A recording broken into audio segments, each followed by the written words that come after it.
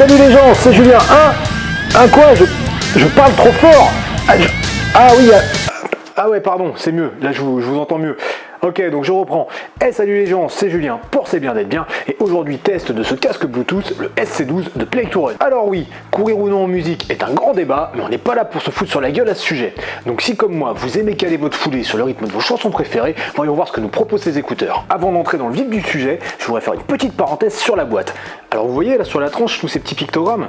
Et en fait ils présentent les différents sports pour lesquels sont indiqués ce SC12. On y retrouve évidemment le running, mais des trucs plus exotiques comme le deltaplane, et surtout on apprend que c'est compatible avec votre activité de super-héros. Quoi? Vous sortez jamais en collant avec votre slip par-dessus?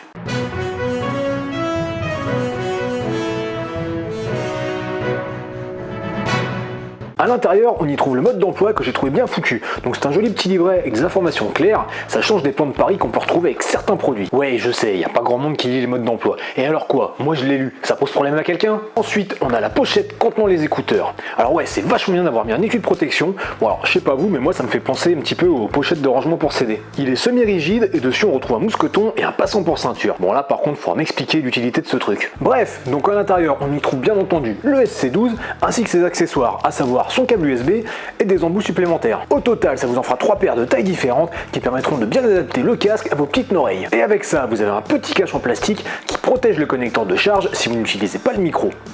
Ouais, ça va, je sais que j'en ai pas encore parlé de ce micro. Voyons voir le bestiau, parce que c'est quand même ça qui vous intéresse. Il y a donc 2 écouteurs, ouais c'est mieux parce que vous êtes censé avoir 2 oreilles, qui sont reliées par un fil qui passe à l'intérieur de ce serre-tête en plastique qui est plutôt flexible. Chacun se règle indépendamment, vous pouvez l'avancer, le reculer, le pivoter, l'incliner, enfin tout ce que vous voulez.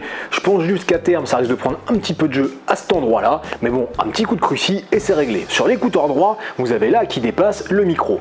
Ouais, mais je vous avais dit que j'allais en parler du micro.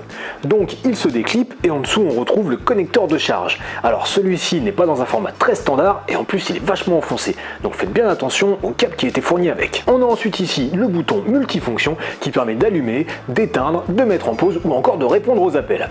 Ouais, il y a un micro, donc vous aviez compris que ça faisait kit main libre. Et puis au-dessus, les boutons de réglage du volume et en dessous, les boutons pour changer de piste. Alors, vous le mettez sur la tête comme ça et après, il suffit d'ajuster un petit peu la position pour que ça soit confortable. Pour ça, pensez aussi à choisir la bonne taille d'embout. Par contre, pour les porteurs de lunettes, ce sera peut-être pas toujours top parce que le serre-tête passe par-dessus les oreilles. Ce sont des intra-auriculaires, donc ça atténue pas mal les bruits extérieurs. Donc attention en ville aux automobilistes qui sortent chasser le runner le matin. Bon, en ce qui me concerne, c'est pas le genre d'écouteur que je préfère, mais ça n'engage que moi. Ouais, c'est parce que j'aime pas bien me faire pénétrer. Et oui, je sais, avec le micro, ça fait standardiste. Je vais pas vous détailler la synchro avec le téléphone, ça se fait très facilement. Il suffit de lire le mode d'emploi. Et encore, en général, c'est toujours pareil sur ce genre de machin. Bref, on l'allume en appuyant 3 secondes sur le gros bouton, et là il y a une madame qui dit Power on. Voix off pour casque Bluetooth. Bah quoi, je peux le rajouter sur mon CV, non? Au niveau du son, je suis pas expert, mais je trouve ça pas mal du tout. Ça coupe pas, ça grésille pas, enfin ça va bien quoi. Et c'est parti pour quelques kilomètres. Alors au début, je chantais un petit peu la répercussion des chocs avec le sol au niveau des écouteurs, mais ça c'est peut-être parce que je suis mal foutu des oreilles. Enfin je sais pas trop quoi. Sinon, il se fait vite oublier et j'ai bien apprécié sa légèreté. Seulement 24 petits grammes. Si vous utilisez une appli de running, il vous retransmettra les infos qu'elle peut donner, comme la distance, la vitesse ou encore les encouragements de vos potes. Par contre, j'ai trouvé que l'usage des boutons pendant qu'on court n'était pas top.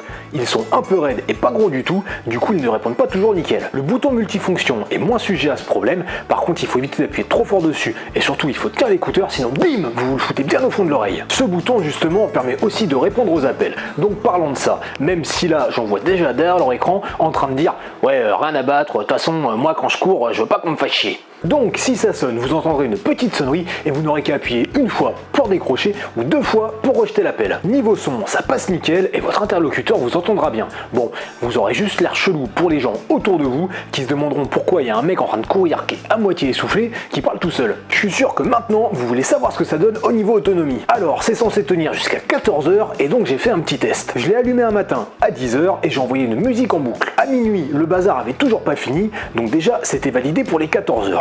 Mais comme j'avais vraiment envie de pioncer, et du coup je lui ai laissé quelques heures de repos. Le lendemain, il a encore tenu presque 1 heure, donc autonomie validée. Et puis, vous inquiétez pas de transpirer dessus, il est IPX6 et résistera donc à votre sueur et à la pluie. Je suis donc plutôt convaincu par ce casque. Un bon son, confortable à porter et avec une grosse autonomie.